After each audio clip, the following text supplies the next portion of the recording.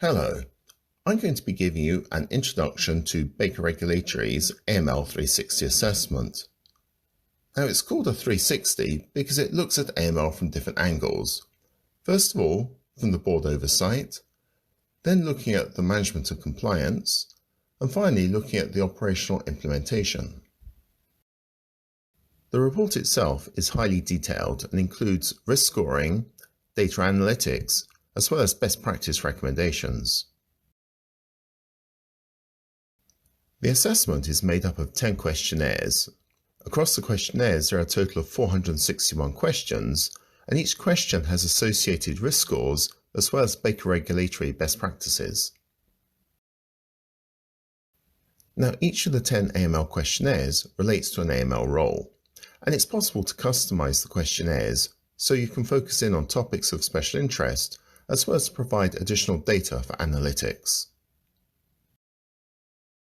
I'm now going to run through the 10 AML roles covered in the 360 assessment.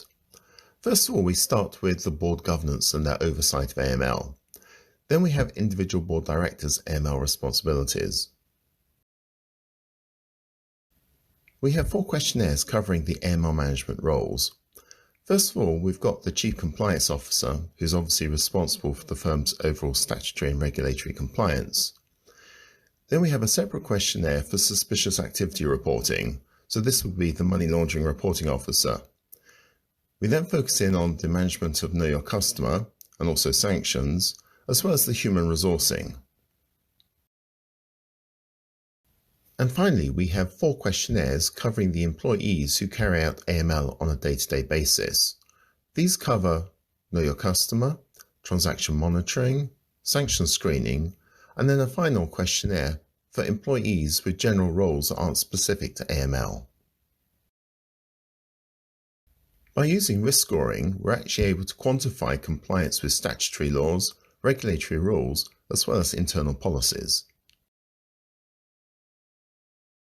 The AML assessment measures and evidences compliance across the whole firm.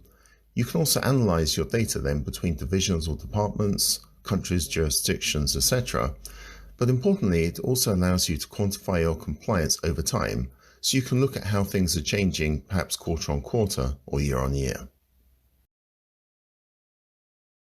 By drilling down to an individual question, a firm can see where its risk is coming from, and this can really help prioritise issues for resolution.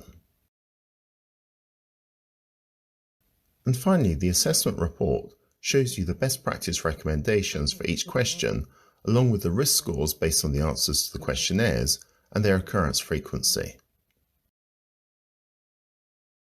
For more information about our range of assessments, you can contact Barry Fordermere at Baker Regulatory, or you can contact me, Adrian Pay, at Dynamic GRC.